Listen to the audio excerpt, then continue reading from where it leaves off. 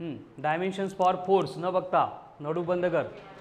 L1M1 T-2 Aniket सांगेल फक्त. ठीक आहे. Power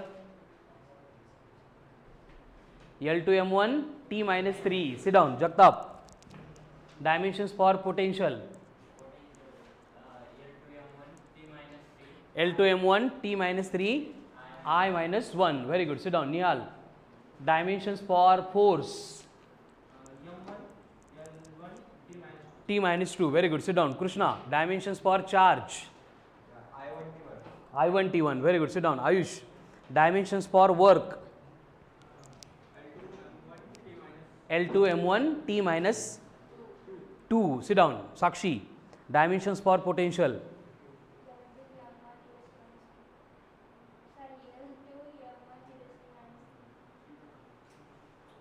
Vaishnavi.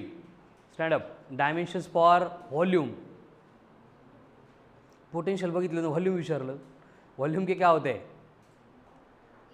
L3. Very good. Sit down. Sahil. Dimensions for potential L2M1 T-3 I-1. Very good. Sit down. Vaibhav. बरं, मी रेकॉर्ड लेक्चर देतो, प्रिपेअर करून घे. Sit down. Swapnil. Dimensions for potential Sit down. Abhijit. Dimensions for power. Power सारी तुझा direct. चलो, area के लिए क्या था? एरिया के डायमेंशंस होते हैं L2. एरिया के बाद में आएगा वॉल्यूम. वॉल्यूम के लिए डायमेंशंस L3. उसके बाद में आएगी स्पीड. स्पीड के डायमेंशंस L1 T-1. स्पीड के बाद में आती है वेलोसिटी. वेलोसिटी के लिए डायमेंशंस L1 T-1. वेलोसिटी के बाद में आएगा एक्सेलरेशन और एक्सेलरेशन के डायमेंशंस होंगे L1 T-2. उसके बाद में आता है फोर्स और फोर्स के लिए डायमेंशंस L1 M1 T-2. उसके बाद में आएगा वर्क और वर्क के लिए डायमेंशंस L2 M1 T-2. कौन है तो? वर्क के बाद में आती है पावर. पावर के लिए डायमेंशंस L2. पावर के बाद में चार्ज के डायमेंशंस I1 T1. चार्ज के बाद में पोटेंशियल के dimension L2 M1 T-3 I-1. इसको लर्न ही करना है. ठीक है. लेकिन बहुत सारे लोग ऐसे अभी टाइम पास करता है, फक्त प्रिपेअर होत नाही, पोटेन्शियलचे डायमेंशन लक्षात राहत नाही. ठीक है. Bhosale. Stand up. Charge I1 T1. Sarvagya. Sit down. Area, volume, speed, force, work, power, charge, potential. Very good. Sit down. Lakshya. Volume, work. अरे मी करून दिले असते. मी काल सांगितलं ना तुम्हाला, कोणाला वेळ मिळणार नसेल मला कॉल करून सांगा. काय लग. Sit down. Yash. Area, volume, speed, velocity, work. Very good. Sit down. Ishwar. Power. मग नाही का म्हणतो? सिट डाउन. सिट डाउन. Sanket. Charge, potential. Very good. Sit down. Siddhesh. Force. सांगतोय का विचारतोय? L1M1 T-2. Sit down. Vaishnavi. Stand up. Area, volume, speed, potential. अरे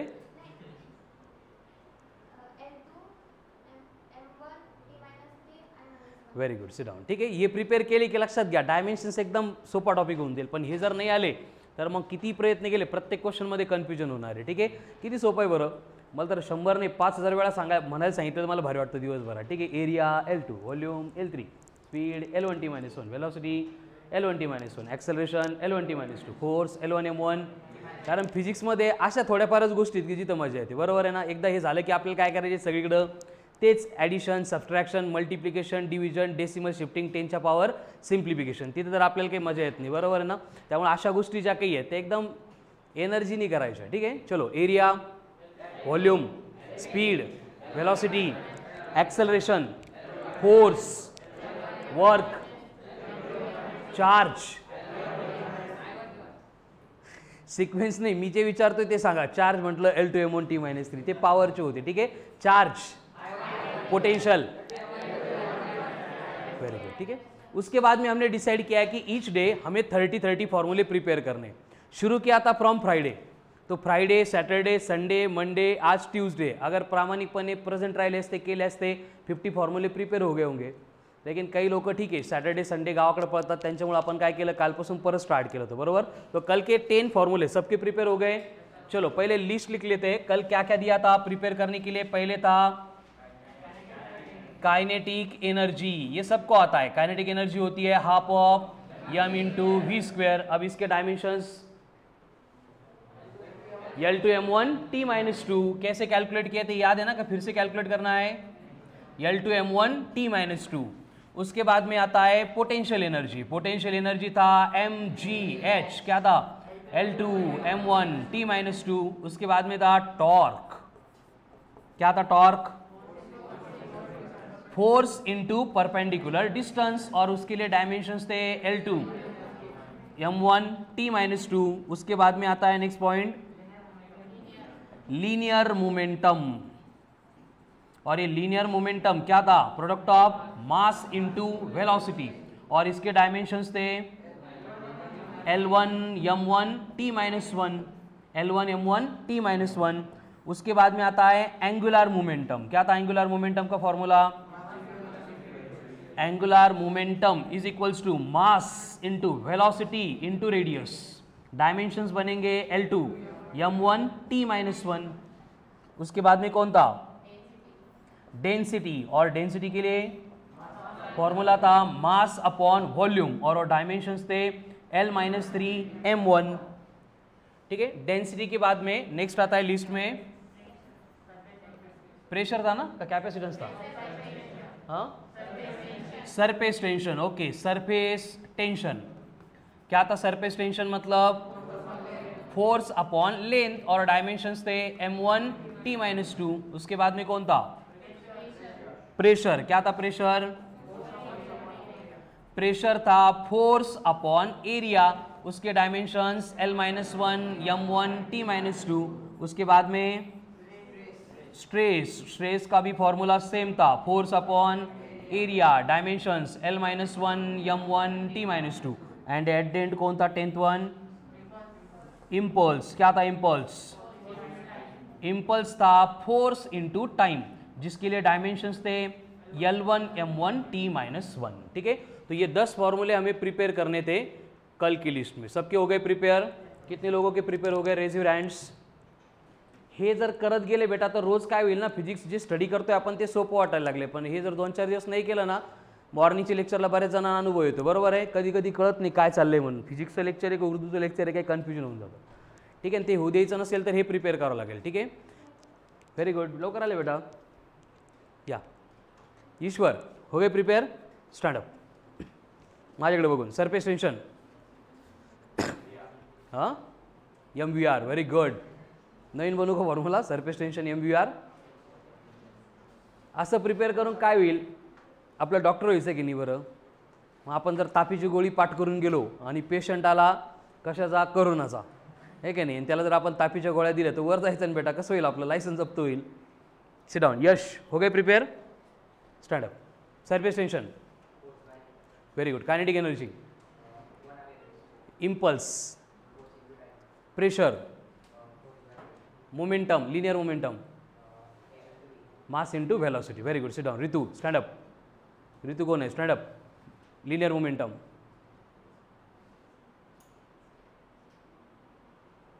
नाही झाले प्रिपेअर, झाले होते विसरले. कसं काय, झोप लागली होती काय दुपारी. Sit down. चलो कृष्णा स्टँड अप.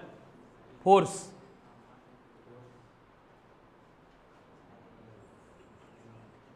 फोर्स वेगळा झाला आहे की नाही. ठीक आहे. Linear momentum M into V. Angular momentum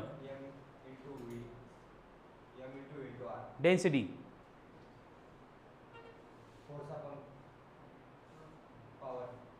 force upon power. Very good. Mass upon volume. परत एकदा रिवाइज कर. Sit down. Nihal stand up. चलो लिनियर मोमेंटम आज करून यायला सांगितलं होतं मी. असं नाही चालणार ना बेटा. नाही काल का नाही केलं मग. रोजचं वर्क रोज करायचं ना. जेवणाचं असं करतो का आपण आजचं जेवण 2-4 दिवसांनी करू. Sit down. Sanket. Force. Linear momentum. Very good. Density. Surface tension. Stress. Pressure. Kinetic energy. Potential energy. Very good. Excellent. Sit down. Jagtap. Area. L2. ठीक आहे. Linear momentum. Angular momentum. Kinetic energy.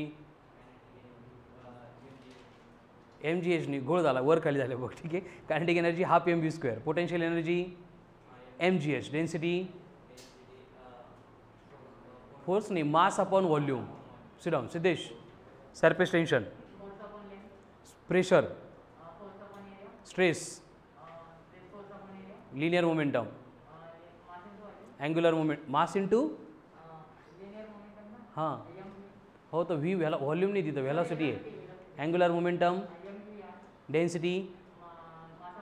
Impulse. Very good. Sit down. Swapnil. Linear momentum. अरे Swapnil good morning. Linear मोमेंटमचा formula सांगायचा बेटा. हे दिसतं काय तुला इकडं. Linear momentum.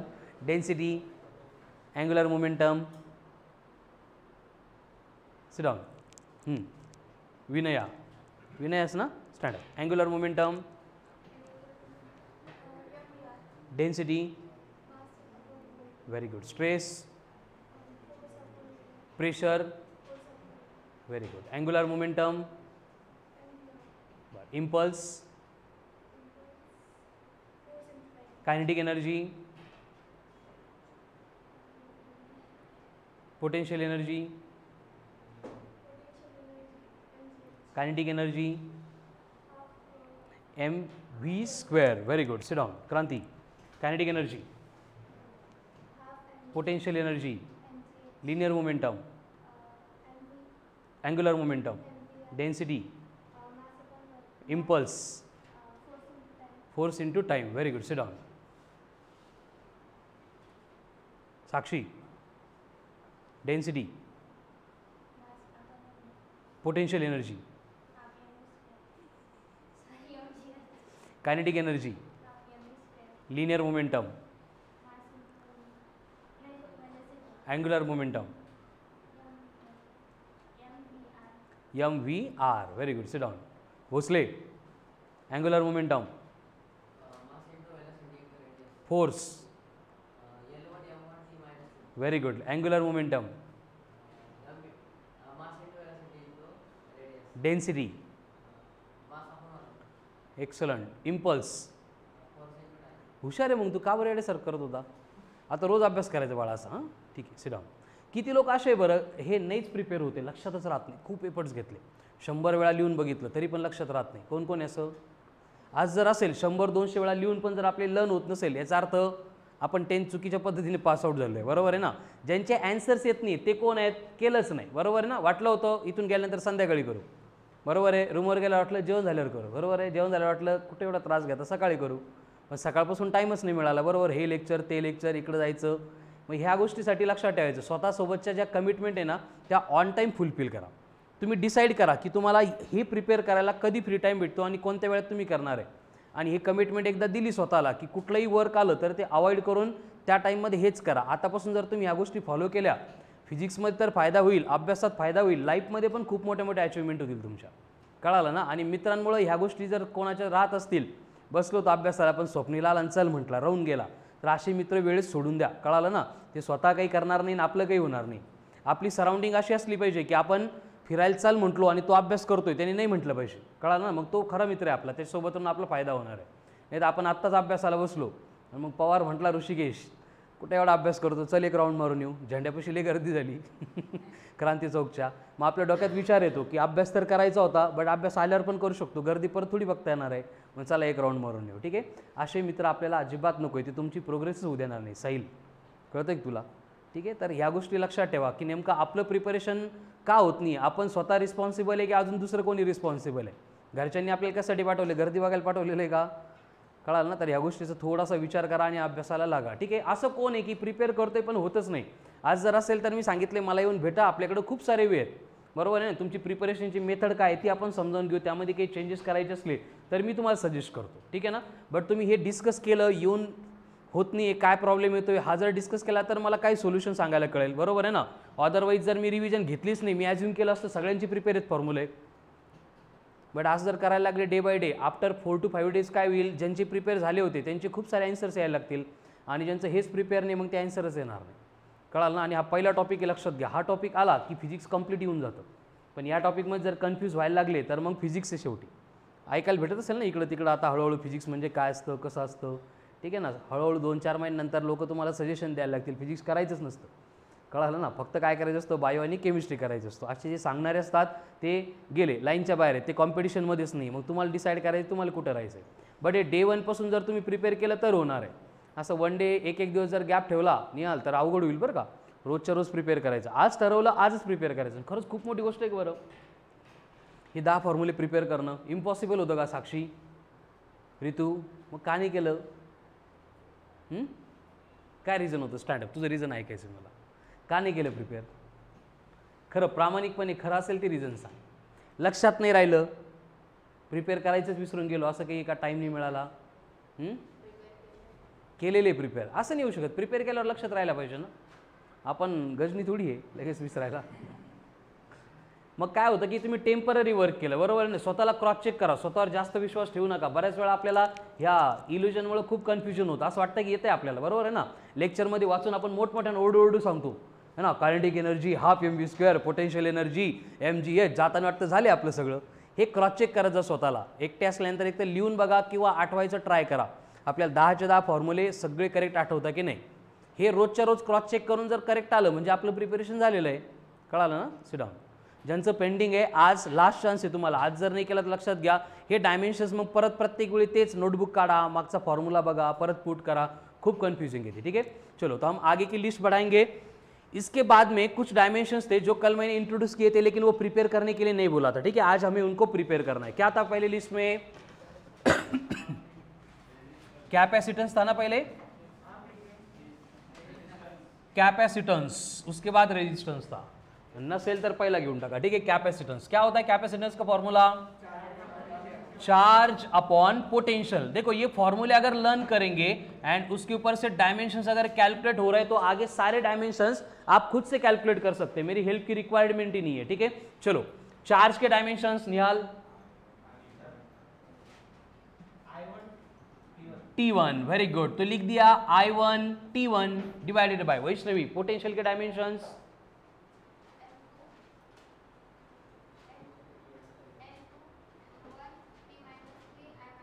Very good. क्या है dimensions? L2 M1 T-3 I-1. म्हणजे इथपर्यंत आपल्या ब्रेनने काही वर्कच नाही केलं, जे स्टोर होतं ते आपल्याला सांगितलं फक्त. अब इसके आगे क्या होगा? बेसिक एडिशन सब्ट्रैक्शन के रूल अप्लाई करेंगे. अब ये डिनोमिनेटर L2 है, ऊपर आके क्या बनेगा? L-2. M+1 था, ऊपर आके क्या बना?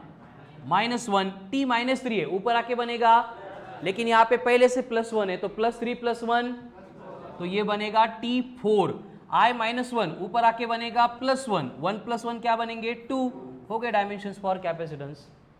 हे डायमेंशन जर लर्न झाले तर खूप चांगली गोष्ट आहे, बट मी सांगितलंय की आता या स्टेजला लर्न नहीं करायचे, हमें सिर्फ फॉर्मूला लर्न करना है क्योंकि चार्ज एंड पोटेंशियल के डायमेंशन हमें पहले से आते हैं. ठीक है, चलो तो बिना देख के ये लिखना है आपको. फॉर्मूला भी डायमेंशंस खुद से कैलकुलेट करना है. छापू नका, छापले तर काही फायदा होत नाही. ठीक है, capacitance charge upon potential. Charge के डायमेंशन्स I1 T1 काल केला असेल तर परत करा, त्याने काही लॉस नाही होत. 2-4 ओळी एक्स्ट्रा खर्च होतील फक्त नोटबुक मधल्या. Potential L2 M1 T-3 I-1.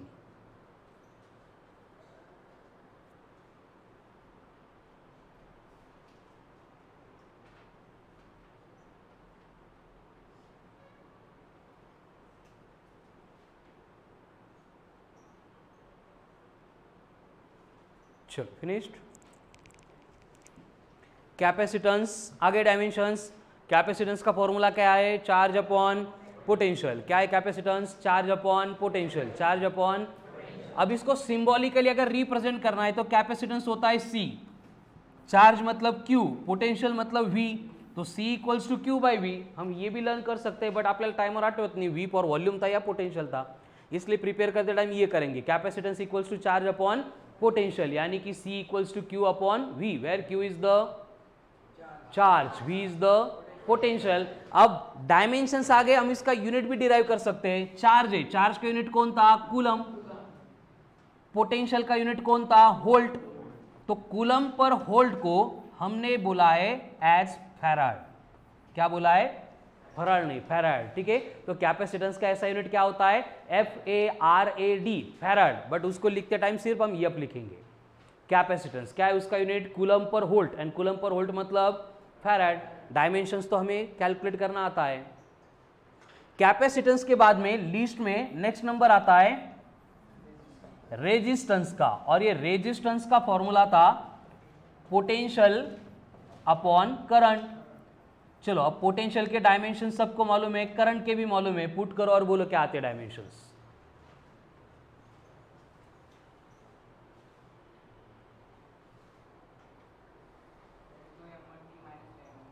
I-2 सिर्फ क्या होगा? I-1 था, नीचे का I+1। आता काही लोक परत घोळ काय करतील, करंटला पण I1 T1 लिहितील।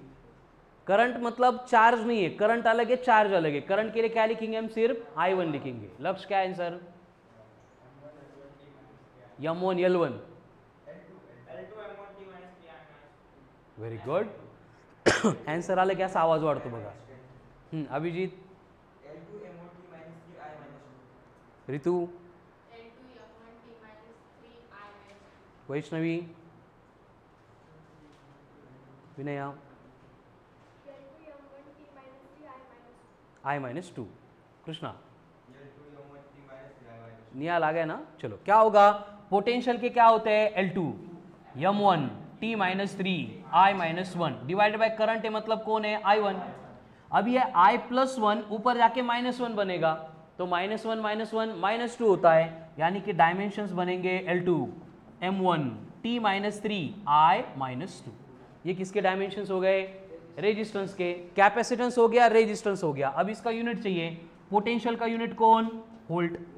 करंट का कौन? एम्पियर। एंड ये वोल्ट पर एम्पियर को हम बोलते हैं ओहम। नंतर आपल्याला हे पण प्रिपेयर करायचे, बट वो नेक्स्ट राउंड में करेंगे, पहले बस फॉर्मूला प्रिपेयर करना है, ठीक है। रेजिस्टेंस मतलब potential upon current, potential upon current. Potential का यूनिट वोल्ट, करंट का यूनिट वोल्ट पर एम्पियर मतलब ओहम। तो दो ही फॉर्मूले देखो, पहला कौन? कैपेसिटेंस। क्या है capacitance? Charge upon potential, charge upon potential. Pronounce करा त्याला, जोपर्यंत डोक्यात सेव होत नाही इमेज तोपर्यंत। क्या है कैपेसिटेंस? मतलब चार्ज अपॉन पोटेंशियल। उसके बाद resistance, potential upon current, potential upon current. हो गए डायमेंशंस, फॉर्मूले, यूनिट्स क्लियर। अब इसके बाद में नेक्स्ट पॉइंट आता है third formula, that is electric field intensity. Electric field intensity. अब ये इलेक्ट्रिक फील्ड इंटेंसिटी का नोटेशन है E, इसका फॉर्मूला होता है फोर्स अपॉन चार्ज। क्या है फॉर्मूला? फोर्स अपॉन चार्ज, यानी यहां पे लिखना पड़ेगा F upon Q। Electric field intensity क्या है फॉर्मूला? Force upon charge. अब देखो फोर्स के भी डायमेंशंस मालूम है, चार्ज के भी मालूम है, करो पुट, क्या आता है आंसर? क्रांति, वेरी गुड। सर्वज्ञ, साक्षी,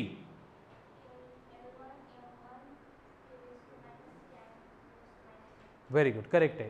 साहिल, आले, लक्ष्य, यश,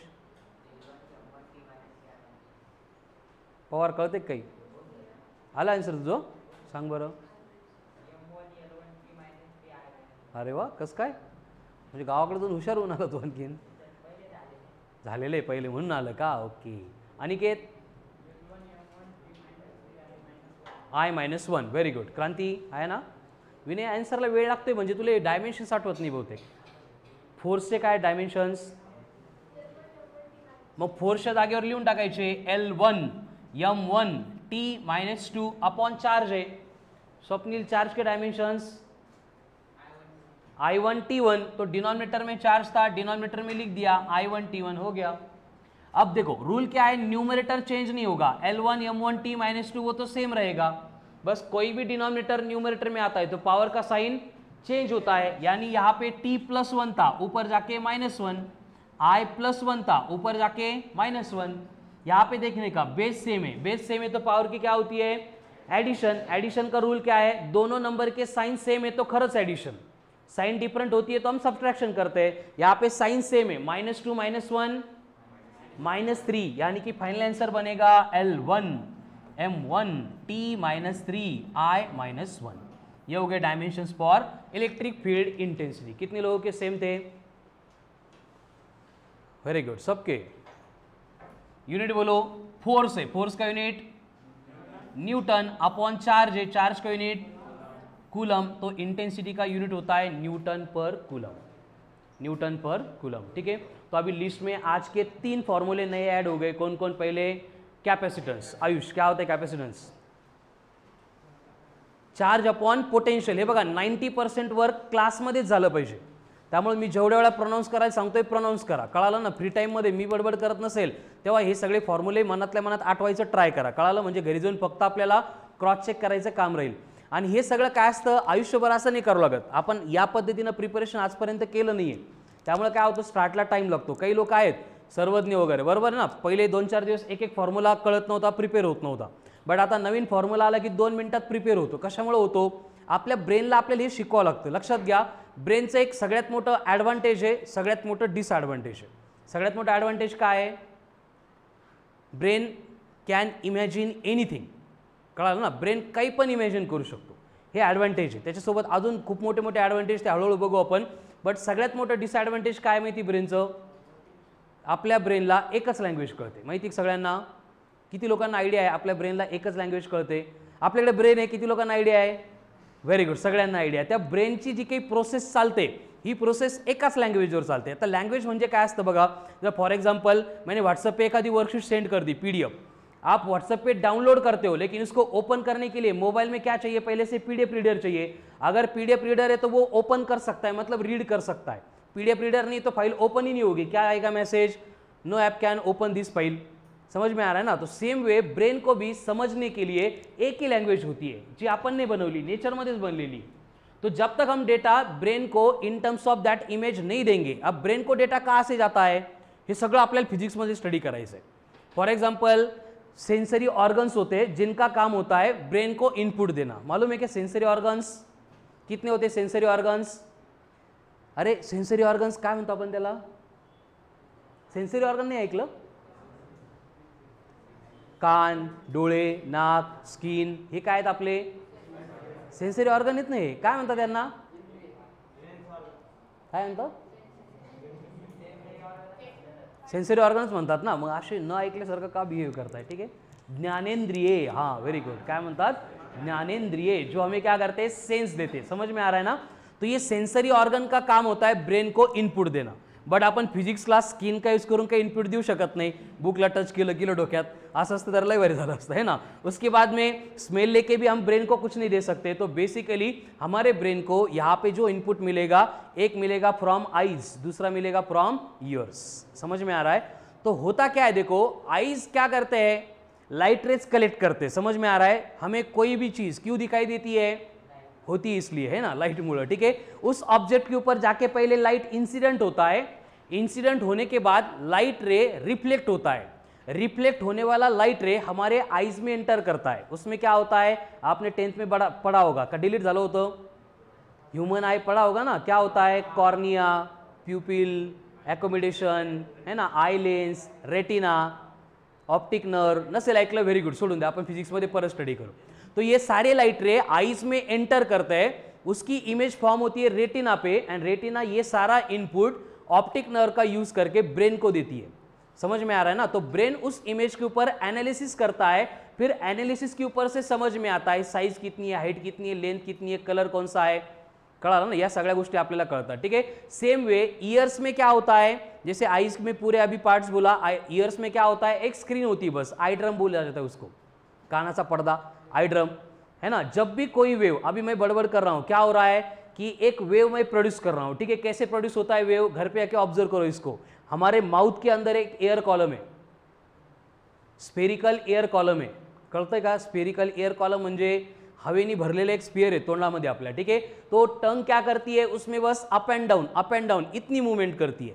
एंड इस मूवमेंट से क्या होता है कि जो इंफॉर्मेशन मुझे आप तक सेंड करनी है, बट उसके लिए कंडीशन है, वो इंफॉर्मेशन पहले मेरे ब्रेन में चाहिए, फिर ब्रेन क्या करेगा, उस इंफॉर्मेशन का फॉर्मेट चेंज करेगा। चेंज होने के बाद सारे इनपुट्स किसको मिलेंगे, थायराइड ग्लैंड वगैरह क्या है उसको मिलेंगे। फिर थायराइड ग्लैंड क्या करती है, टंग को ऑर्डर देती है कि अभी इस वर्ड के बाद ये वर्ड, ये वर्ड के बाद ये वर्ड, ये क्या करना है, अभी प्रोनाउंस करना है। तो इसको प्रोनाउंस करने के लिए टंग की मूवमेंट कैसी होगी, ये हम बचपन से सीखते हैं। जैसे लहान बाळ जन्माला आले बोलतं का कुठं आलो, कसं काय आलो, असं होतं का। उसको फर्स्ट वर्ड प्रोनाउंस करने के लिए 6 मंथ 8 मंथ वेट करना पड़ता है, जास्त मंद असेल तर 1-1.5 वर्ष लगते, बरोबर। इतना टाइम क्यों लगता है, क्योंकि उसको मालूम ही नहीं होता है कि बोलते कैसे, समझ में आ रहा है ना। तो छोटा बच्चा जो, जब भी हम उसके साथ बातें करते तो हमारे पास देख के वो ऑब्जर्व करता है कि ये वर्ड प्रोनाउंस कैसे कर रहा है, एंड इस ऑब्जर्वेशन से वो सीखता है कि एक वर्ड प्रोनाउंस करने के लिए लिप की मूवमेंट क्या है, टंग की मूवमेंट क्या है, एंड फिर वो एडेप्ट करता है एंड ट्राई करता है, समझ में आ रहा है ना। तो धीरे धीरे क्या होता है, हर एक वर्ड प्रोनाउंस करने के लिए क्या लिप की एंड टंग की मूवमेंट होती है, उसको समझ में आता है। तो अभी वही हो रहा है, मैं यहाँ पे बातें कर रहा हूँ, लिप एंड टंग मूव हो रहे हैं अप एंड डाउन, और इसमें क्या हो रहा है, एक वेव सेट हो रहा है जिसको हम बोलते हैं साउंड वेव। आपके ईयर्स के ऊपर सेम साउंड आके इंसिडेंट हो रहा है, और जो ईयर में स्क्रीन ड्रम है, ईयर ड्रम है, वो क्या हो रहा है, वाइब्रेट हो रहा है इस वेव की वजह से। फिर ये वाइब्रेशन के ऊपर जो एनर्जी मैंने सेंड की थी, ईयर ड्रम उस एनर्जी को कलेक्ट करके अगेन नर्वस सिस्टम होती है, उससे ब्रेन को इनपुट दे रहा है, एंड ब्रेन में ये इंफॉर्मेशन जाने के बाद ब्रेन उसको एनालिसिस करता है कि जो इंफॉर्मेशन अभी अभी मिली है उसके सिमिलर कोई इंफॉर्मेशन पहले से स्टोर है, तो उसको वो मैच कर देता है। समझ में आ रहा है ना। मतलब आपल्याला वाटतं आपण डोळ्यांनी बघतो, आपण डोळ्यांनी बघतच नाही, आपण बघतो डोक्यानी, ब्रेननी, कळालं ना। डोळ्यांचं काम फक्त लाईट रे कलेक्ट करणं आहे। आपल्याला वाटतं आपण कानाने ऐकतो, प्रॅक्टिकली प्रोसेस काय आहे, ऐकण्याची प्रोसेस ब्रेनमध्ये होते, कळालं ना। जब वेव्स पढ़ेंगे तो और डिटेल में बोलूँगा। तो मुझे ये बोलना है, ब्रेन का एक लिमिटेशन है। लिमिटेशन ये है कि ह्यूमन ब्रेन को उतना ही आता है जितना हम उसको पढ़ाते, कळालं।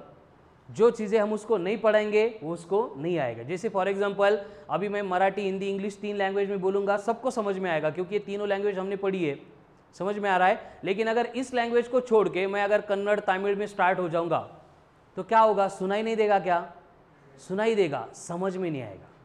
क्या हुआ, ईयर में जो एनर्जी आ गई थी ब्रेन में तो चली गई, ब्रेन ने क्या किया, स्कॅन किया। अशी कोणती फाईल आहे का आपल्याकडे पहिले, अगर फाईल पहिले नाही आहे मतलब क्या हो गया, रिजेक्ट हो गया, कळतच नाही ब्रेनला, कळालं ना। त्यामुळे आपल्याला ह्या गोष्टी ज्या नवीन आपण ॲडॅप्ट करतोय त्या ब्रेनला पहिल्यांदा शिकवायच्या आहेत। यामध्ये सगळ्यात महत्त्वाचे तुमचे जे हॅबिट्स होते टिल 10 पढ़ाई करने के, प्रिपेयर करने के, है ना। तुमच्या नशिबानं कोविड आला आणि 2 वर्ष खूप अभ्यास वाढला आपला, बरोबर। तो ये सारे हैबिट ब्रेक हो गए थे, तो आगे जो है आपको बहुत एफर्ट्स लेने, बट ये एफर्ट्स वन टाइम लेने, समझ में आ रहा है ना। ये प्रिपेयर नहीं हो रहा है तो क्या करो, बैठो, उसको लिख के देखो 10 time, 10 time, 20 time, 30 times, 50 times, 100 times. But जब तक प्रिपेयर नहीं हो रहा है उसको छोड़ो मत। Next day you will find that अगर फर्स्ट डे 10 टाइम लिख के प्रिपेयर हुआ था, नेक्स्ट डे उसको बस 2 to 3 टाइम्स लिखना पड़ता है। अगर सेकंड डे में भी रिपीट करेंगे तो आपको मालूम होगा कि थर्ड डे जो है एक बार लिख के प्रिपेयर हो गया। एंड ऐसे अगर 3 से 4 दिन करेंगे तो 5th day you will find that लिख के देखने की जरूरत ही नहीं, क्लास में बैठ के प्रिपेयर हो गया। समझ में आ रहा ना, क्योंकि हमें ये ब्रेन को ट्रेन करना पड़ता है। एक बार किया तो ये परमानेंटली हमारे साथ होता रहता है, नहीं किया तो क्या होगा, ये प्रॉब्लम कंसिस्टेंटली आज नहीं हुआ कल आएगा, कल नहीं आया परसों आएगा। समझ में आ रहा है, तो प्रिपेयर करना ही पड़ेगा, इसको कोई एक्सक्यूज नहीं है, ऑप्शन नहीं है। चलो, तो यहाँ पे इलेक्ट्रिक फील्ड इंटेंसिटी, उसके डायमेंशंस हो गए, कितने हो गए क्वांटिटीज आज की लिस्ट में 3। पहला इमेज देखने का ट्राई करो, बोर्ड पे लिखा था, कहाँ पे लिखा था, इस कॉर्नर में, क्या था 11, उसके बाजू में सर्कल था, क्या था कैपेसिटेंस, कैपेसिटेंस के आगे कौन था, चार्ज अपॉन पोटेंशियल हो गया। उसके बाद में कौन है रेजिस्टेंस, रेजिस्टेंस क्या था पोटेंशियल अपॉन करंट, एंड अभी कौन है इलेक्ट्रिक फील्ड इंटेंसिटी। क्या है formula? Force upon charge, force upon charge. Next one आता है सेम सीक्वेंस का, that is electric flux. Electric flux, इसका नोटेशन इस तरह का होता है, ये मालूम है क्या है? थीटा नहीं है, क्या ये? फाई। जैसे अल्फा बीटा गामा होते हैं, वैसे ये ग्रीक अल्फाबेट है जिसको हम बोलते हैं फाई, PHI, फाई। एंड ये फॉर्मूला होता है इलेक्ट्रिक फ्लक्स का, phi equals to E into A. क्या है formula? E into A. And यहां पे E का मतलब कौन? इलेक्ट्रिक फील्ड इंटेंसिटी, जो हमने अभी अभी देखी थी, इलेक्ट्रिक फील्ड इंटेंसिटी। उसके बाद में ए बचेगा, ए मतलब कौन? एरिया। ठीक है, अभी इलेक्ट्रिक फील्ड इंटेंसिटी के डायमेंशंस हमने अभी कैलकुलेट किए थे, एरिया तर लहानपणापासून येतो आपल्याला। तो बोलो फ्लक्स के डायमेंशंस क्या होंगे? क्या करना है बस? वहां पे L2 था, L1 के साथ ऐड करना है। जैसे कि इंटेंसिटी के डायमेंशंस अभी हमने डिराइव किए थे, क्या थे? L1 M1 T-3 I-1 into कौन है? एरिया। एरिया के क्या थे डायमेंशंस? L2। अब यहाँ पे भी L, यहाँ पे भी L, बेस से में पावर के एडिशन करेंगे, L3 M1 T-3 I-1, ये हो गए डायमेंशंस फॉर इलेक्ट्रिक फ्लक्स। कितने लोगों के सेम थे आंसर्स? Very good. ठीक आहे, म्हणजे एकदा आलं की सगळंच येत चालतं आणि एकदा नाही आलं की लय अवघड होतं। ठीक है, अब फ्लक्स का यूनिट चाहिए हमें। देखो इंटेंसिटी का यूनिट क्या था? Newton upon coulomb.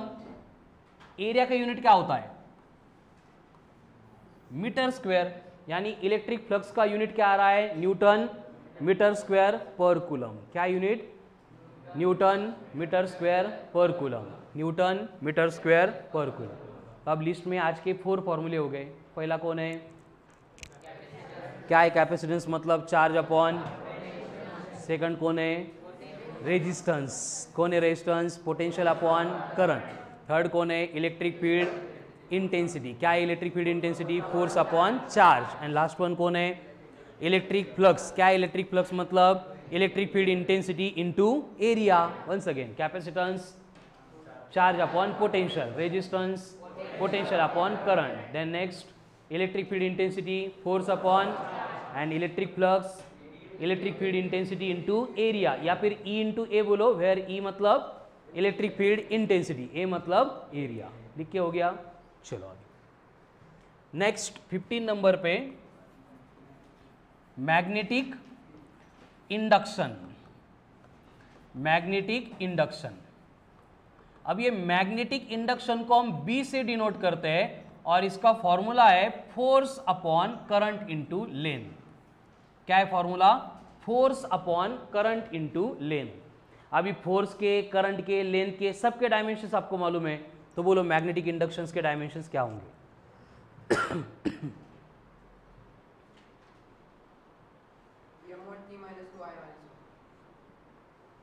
Very good. Swapnil बघू नको तिकडं, स्वतः कॅल्क्युलेट कर। Very good. आगे साहिल, ईश्वर, T-3। अभिजीत तू चेक कर परत एकदा ईश्वर। Very good. क्रांती,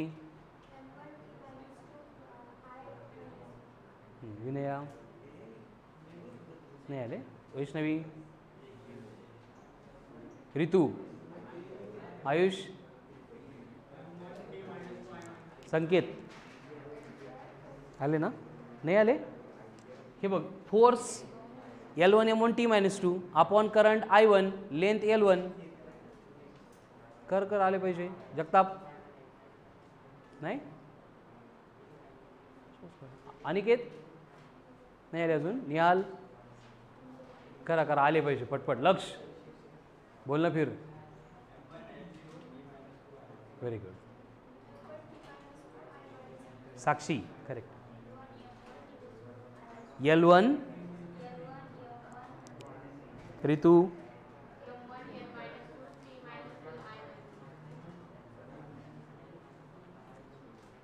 अलग ईश्वर बरोबर। आता देखो जिनके नहीं आ रहे आंसर्स या फिर जिनके रॉन्ग हो गए, अनिकेत आंसर बोल।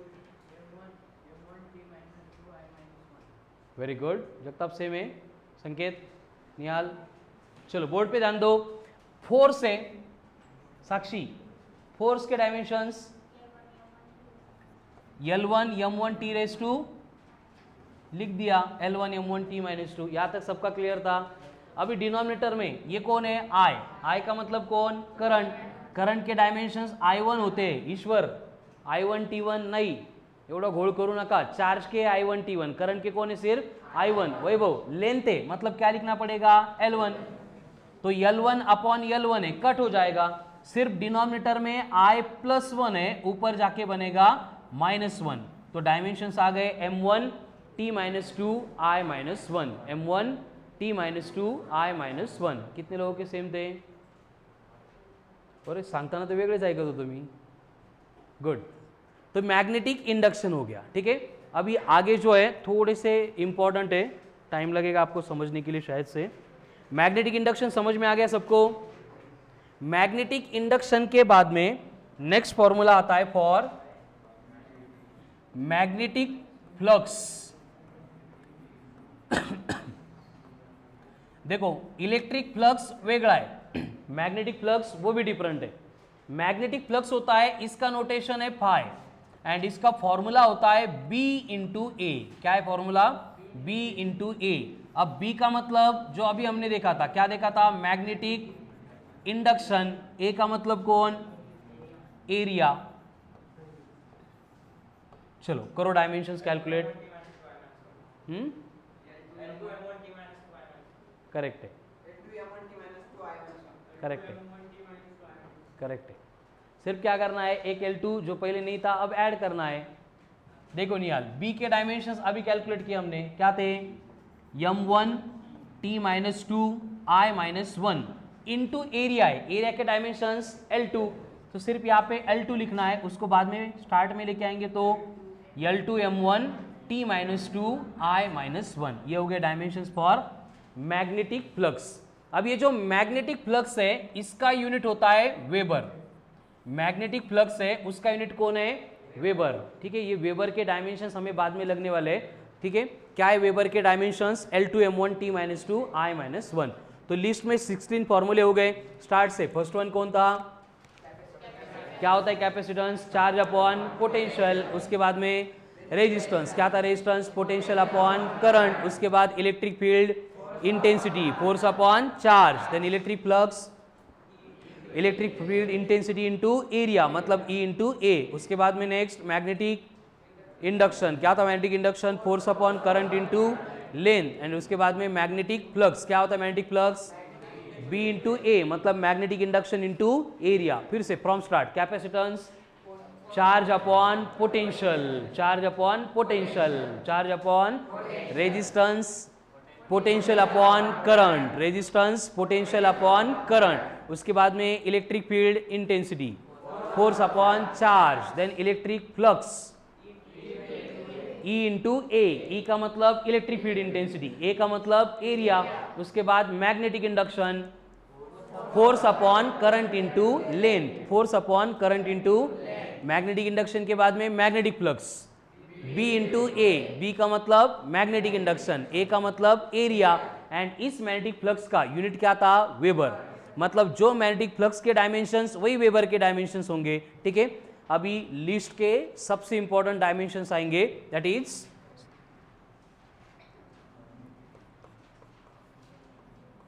Permittivity, permittivity of free space, permittivity of free space. And ये परमिटिविटी ऑफ फ्री स्पेस, इसकी वैल्यू कितनी होती है, 8.85 इंटू 10 की पावर -12। एंड इसका यूनिट है कूलम स्क्वायर पर न्यूटन मीटर का स्क्वायर। कितनी permittivity, 8.85 into 10 raise to power -12। Unit कौन उसका, कूलम स्क्वायर पर न्यूटन मीटर का स्क्वायर। एंड अभी हम डायमेंशंस कहाँ से कैलकुलेट करेंगे, फ्रॉम यूनिट।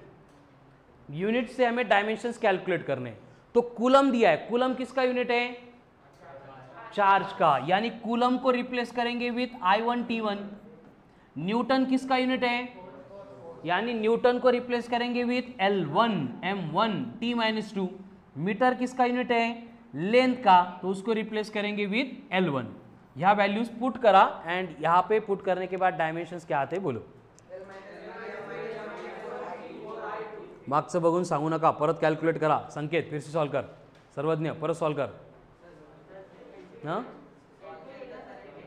सॉल्व केलं होतं का? मग ठीक आहे. नाही संकेतनी पेनच नव्हता हातात घेतला, मी बघितलं.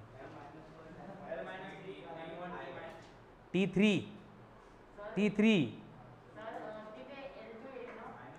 ते स्क्वेअर केल्यानंतर मीटर के लिए L1, मीटर के स्क्वेअर के लिए L2. मॅग्नेटिक इंडक्शनचं unit force newton upon current into length ampere into metre, newton per ampere into metre. ठीक है, यहाँ पे लिख के देता हूँ. मैग्नेटिक इंडक्शन है ना, देखो फोर्स है मतलब newton, current ampere into metre, and इसको हम टेस्ला बोलते हैं. क्या बोलते हैं? टेस्ला. Nikola Tesla, tesla. ठीक है, ये यूनिट नहीं रिमेंबर करेंगे अभी तो चलेगा. हाँ, हम डिस्कस कर रहे हैं about permittivity of free space. T2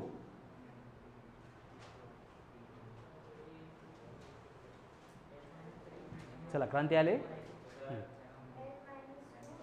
नाही परत करा. विनया नाही आले. यम कुठला 1 पण +1 की -1?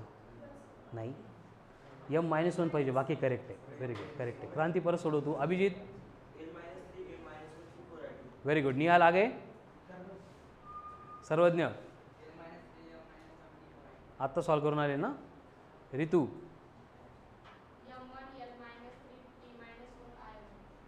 थोडं फक्त साईन चुकलेत, बाकी करेक्ट आहे. साक्षी I4 I2. हां व्हेरी गुड, आता करेक्ट आले बघ, करेक्ट आहे. सिद्धेश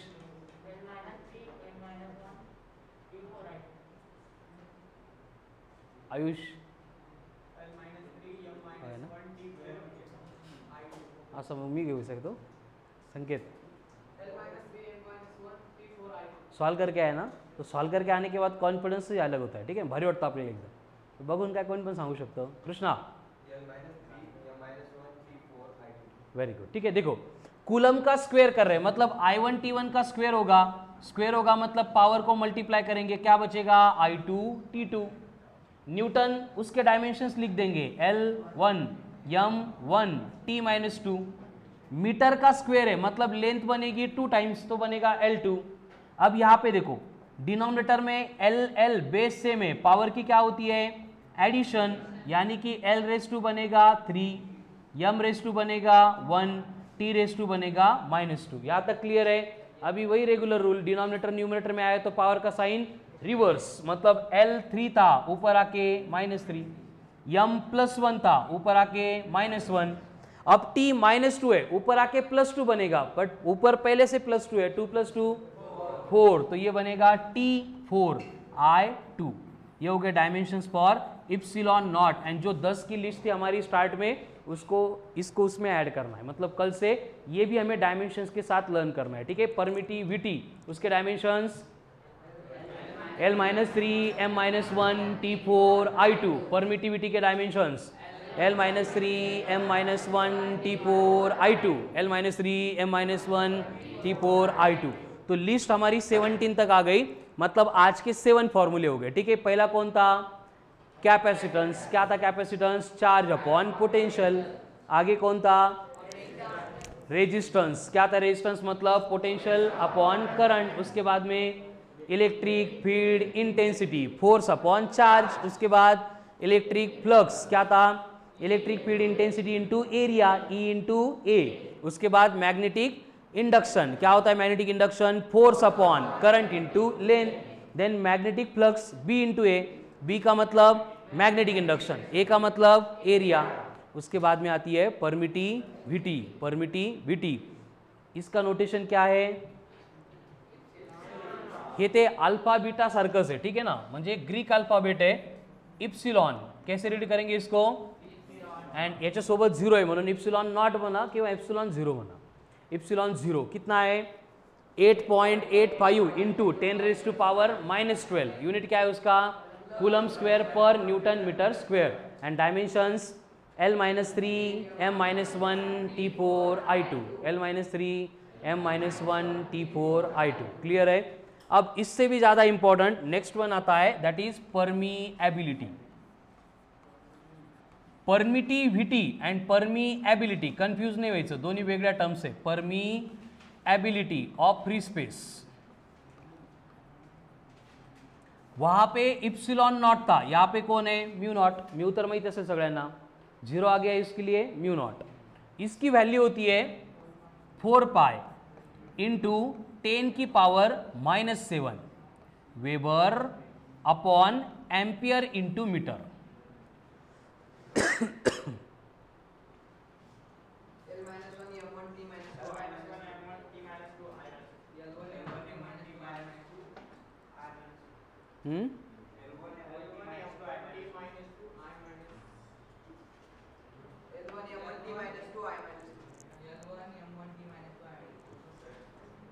ईश्वर, थोडी एक्सप्रेस हळू पळवायची बेटा, पण आन्सर करेक्ट आलं पाहिजे. आयुष,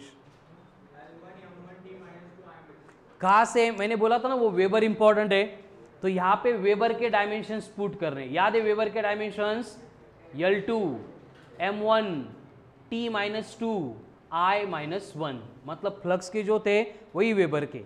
अब area sorry ampere and metre का तो मालूम है, एम्पियर आएगा तो I1, मीटर आएगा तो L1. चलो करो पटपट कैलकुलेट सब लोग. ईश्वर सांग परत आन्सर. सिद्धेश, साक्षी, T कोणता 2 आहे, प्लस मायनस आणि I I चुकला विनया.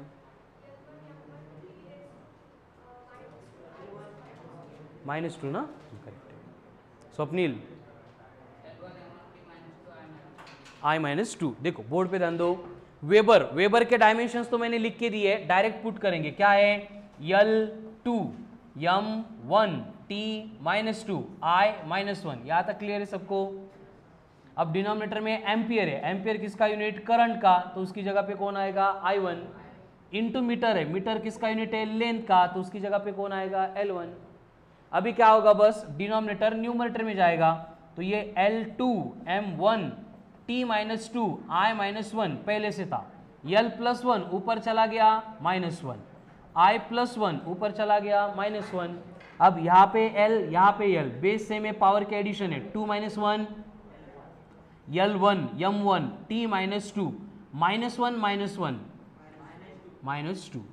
तो ये हो गए डायमेंशंस फॉर म्यू नॉट. क्या है म्यू नॉट के dimensions, L1 M1 T-2 I-2, L1 M1 T-2. तो ये भी हमें लिस्ट में ऐड करना है, ठीक है ना. 10 की जगह पे अब लिस्ट बनेगी 12 की. कौन कौन, area L2, volume L3, speed L1 T-1, velocity L1 T-1, acceleration, force, work L2 M1 T-2, power L2 M1 T-3, charge I1 T1, potential L2 M1 T-3 I-1. ये तो हो गया था. अभी उसमें हमें और दो ऐड करने. कौन कौन, पहले परमिटिविटी. क्या था permittivity, L-3 M-1 T4 I2, संकेत न वक्ता. L-3 M-1 T4 I2. उसके बाद में permeability L1 M1 T-2 I-2, L1 M1 T-2 I-2. ठीक है, 18 हो गए. अब उसके बाद में आता है नेक्स्ट वन 19. ठीक है, आता थोड़ा सोपा देतो. फ्रीक्वेंसी. फ्रीक्वेंसी का फॉर्मूला होता है 1 टाइम. अब 1 टाइम है तो डिनोमिनेटर में T+1 है, ऊपर जाके T-1. 1 टाइम मतलब T⁻⁻1. कळालं साक्षी कसालं हे, ठीक है. T⁻⁻1 किसके लिए, फ्रीक्वेंसी के लिए.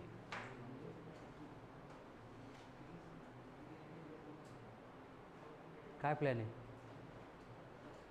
कळालं नाही का नाही किती, काय सांगतोय मग त्याला, प्लस माइनस. बर यश समजलं का. फ्रीक्वेंसी के डायमेंशंस क्या होते हैं, T-1. एंड उसके बाद में नेक्स्ट वन आएगा प्लैंक्स कांस्टेंट. क्या आएगा, प्लैंक्स कांस्टेंट. इसका नोटेशन होगा h and h equals to, इसकी वैल्यू होगी 6.63 इंटू 10 की power -34 joule into second. 6.6367 capital G मध्ये बेटा यूनिवर्सल ग्रेविटेशनल कांस्टेंट। ये कौन है? एच है। कैपिटल जी कितना होता है? 6.67 इंटू 10⁻⁻11। एच कितना है? 6.63 इंटू 10⁻34। यूनिट क्या है इसका? Joule into second. अभी जूल के डायमेंशंस मालूम है आपको, जो वर्क के वही जूल के क्या थे? वर्क के L2 M1 T-2, यानी जूल के डायमेंशंस बनेंगे L2 M1 T-2 into second, मतलब इंटू टाइम है तो बनेगा T+1। अब यहाँ पे भी T है, यहाँ पे भी T है, बेस से में पावर को ऐड करेंगे, -2 + 1 बनेगा -1। L2 M1 T-1, L2 M1 T-1। ये डायमेंशंस हमने पहले देखे। किसके डायमेंशंस थे इसके सिमिलर?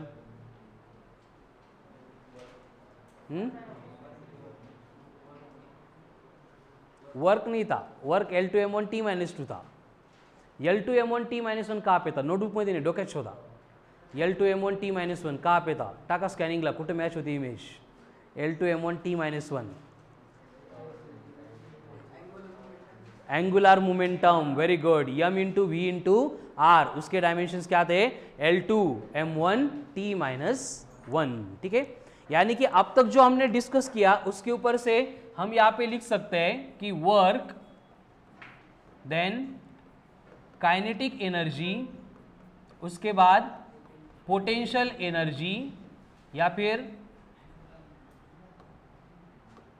हीट एनर्जी या फिर मैकेनिकल एनर्जी या फिर एनी टाइप ऑफ एनर्जी, कोई भी एनर्जी दे रहे, एनी टाइप ऑफ एनर्जी या फिर टॉर्क या फिर जूल, इन सब के डायमेंशन सेम है। क्या है? L2 M1 T-2।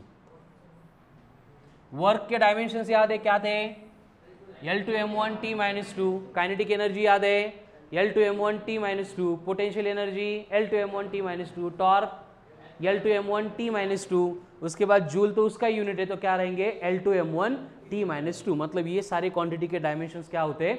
सेम होते हैं। मतलब एनर्जी आ गई, कहीं पे भी डायमेंशंस कैलकुलेट करना है तो सिर्फ अगर एनर्जी दिख गया, इसका मतलब हम क्या लिखेंगे? L2 M1 T-2। क्या लिखेंगे? L2 M1 T-2। अगर वहां पे जूल दिख रहा है, जूल, तो उसका मतलब भी क्या होगा? L2 M1 T-2। क्लियर है?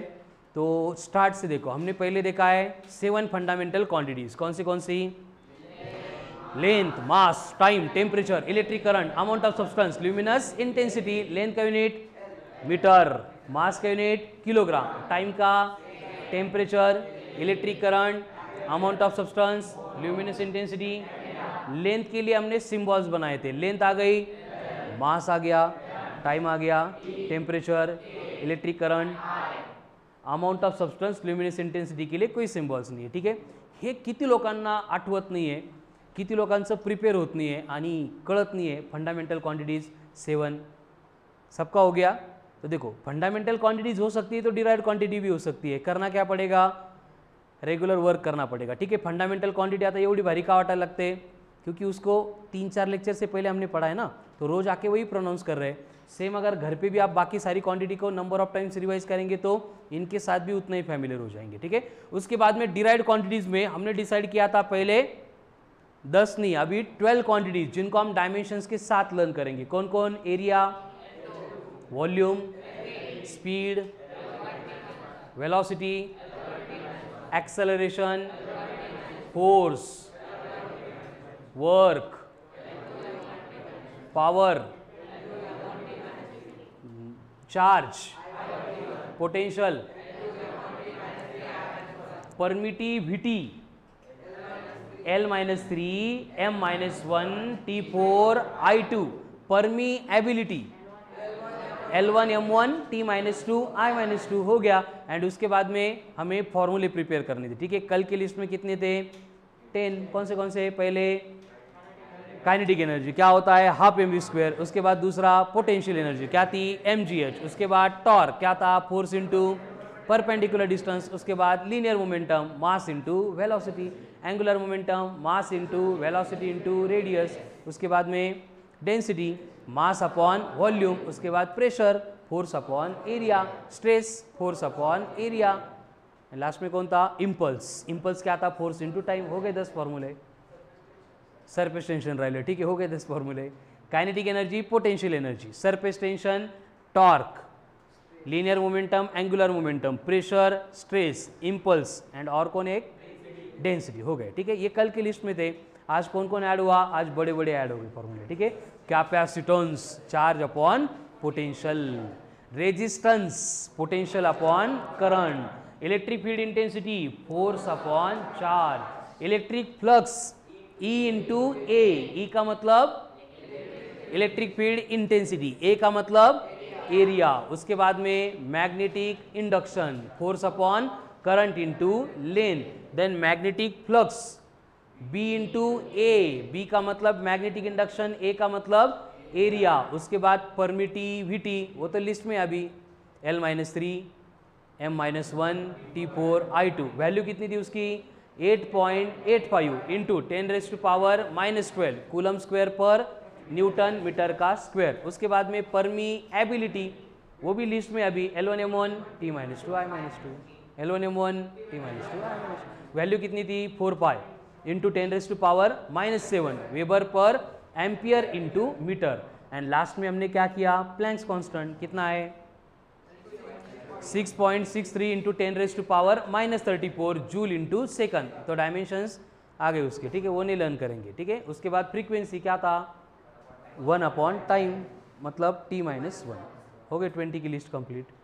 कळालं, तर ज्यांचे काल थोडेसे आधे अधुरे थे, सपने नाही फॉर्म्युले, ठीक आहे व्यवस्थित प्रिपेअर करा, परत आजच्या लिस्टमधले 10 हे आजच संपवा, कळालं ना, कारण उद्या लिस्टमध्ये 10 + 10 + 10 कितने हो जाएंगे 30 हो जाएंगे, आणि 30 एका दिवसात होतच नाही, मग आपल्याला ॲज्युम करावं लागेल। म्हणजे काय होतं ना, काही लोक ज्यांचं प्रिपेअरच होत नाही त्यांना मी टेम्पररी सोल्यूशन सांगतो कि यू कैन रेफर नोट्स, समझ में आ रहा है। नोट्स में मैंने जो लिस्ट दी है आप एग्जाम में भी क्वेश्चन सॉल्व करते टाइम भी रेफर कर सकते हो, बट ते काय ना की ते हे आहे हँडिकॅप लोक असतात का त्यांना ते व्हीलचेअर वगैरे काय म्हणतात त्याला कुबड्या नहीं, व्हीलचेयर ते पकड़ून चालतात ते, समझ में आ रहा है ना, वो देना पड़ता है। तो जो यहाँ पे स्टडी में हैंडीकैप है फिर उनको वो अरेंजमेंट होती है कि आप मॉड्यूल में से देख लो, फॉर्मूले रेफर कर सकते हो, बट प्रैक्टिकली हमें प्रिपेयर ही करना है, समझ में आ रहा है ना। तो 10 + 10 हो गए, कल की लिस्ट में और 10 आएंगे, वैसे हमें प्रिपेयर करना है टोटल 70 फॉर्मूले, बट 70 के लिए मैं कंपल्शन नहीं रखूँगा, आज के 10 एंड कल और 10 दूंगा, ये 30 भी प्रिपेयर किए बाकी मतलब चालून जाईल, ठीक आहे बाकीचा काही प्रॉब्लेम नाही। त्यामुळे आज रात्री जेवण झोप नाही झाली तरी चालेल, बट हे फॉर्म्युले प्रिपेअर पाहिजे, कळालं, कारण उद्या रिव्हिजन घेताना जर मला तुमचे फॉर्म्युले प्रिपेअर नसले असं जर कळालं तर त्यानंतर मी आफ्टर लेक्चर इथं बसून ठेवणार आहे, निहाल जब तक प्रिपेयर नहीं होगे तब तक छोड़ूंगा नहीं फिर मैं, कळालं ना। त्यामुळे आज रात्री प्रिपेयर करायचं हो जाएगा। क्या क्या प्रिपेयर करना है, देखो फंडामेंटल क्वांटिटीज तो हो गई, कितनी होती है 7, कौन सी length mass time temperature electric current amount of substance luminous intensity, उसका यूनिट होता है लेंथ का unit metre, mass kilogram, time temperature electric current amount of substance luminous intensity candela. उसके बाद सिंबल डिसाइड किए, लेंथ के लिए, मास के लिए, टाइम के लिए, टेम्परेचर के लिए, इलेक्ट्रिक करंट के लिए हो गया। उसके बाद आती है derived quantity, area L2, volume L3, speed L1T-, velocity acceleration L1T-2, force L1M1T-2, work L2M1T-2, power L2M1T-3, charge I1T1, potential. ये तो क्लियर हो गया ना सबका। इसमें और 2 ऐड करने लिस्ट में, permittivity L-3 M-1 T4 I2, परमीएबिलिटी L1M1 T-2 I-2 हो गया। उसके बाद में आती है हमारी लिस्ट, कल के लिस्ट में कौन कौन, kinetic energy, potential energy, torque, linear momentum, angular momentum, उसके बाद में density, surface tension, pressure, stress, impulse, हो गए 10। आज की लिस्ट में कौन, कैपेसिटेंस चार्ज अपॉन पोटेंशियल, उसके बाद रेजिस्टेंस पोटेंशियल अपॉन करंट, उसके बाद में थर्ड वन कौन था, electric field intensity force upon charge, fourth one electric flux intensity into area, magnetic induction force upon current into length, magnetic flux B into A, B मतलब A मतलब, very good. उसके बाद में magnetic flux के बाद में permittivity, क्या होती है परमिटिविटी 8.85 × 10⁻⁻12 कूलम स्क्वायर पर न्यूटन मीटर स्क्वायर। उसके तो डायमेंशंस आते हैं हमें, क्या होते हैं, L-3, M-1, T4, I2। Very good. उसके बाद permeability, mu not equals to 4 × 10 to the power weber पर एम्पियर मीटर। उसके भी डायमेंशन आते हैं हमें, L1 M1। एंड उसके बाद में क्या आ गया, फ्रीक्वेंसी आ गई 1/टाइम। एंड प्लैंक्स कांस्टेंट आ गया 6.63 × 10 to the power -34 joule into second. तो आज के लिए बस इतना ही आहे, ठीक आहे। तर एवढं वर्क करूनच या उद्या, एवढं जर केलं तर नंतर तुम्हाला कळेल क्वेश्चन कसे सॉल्व्ह होतात।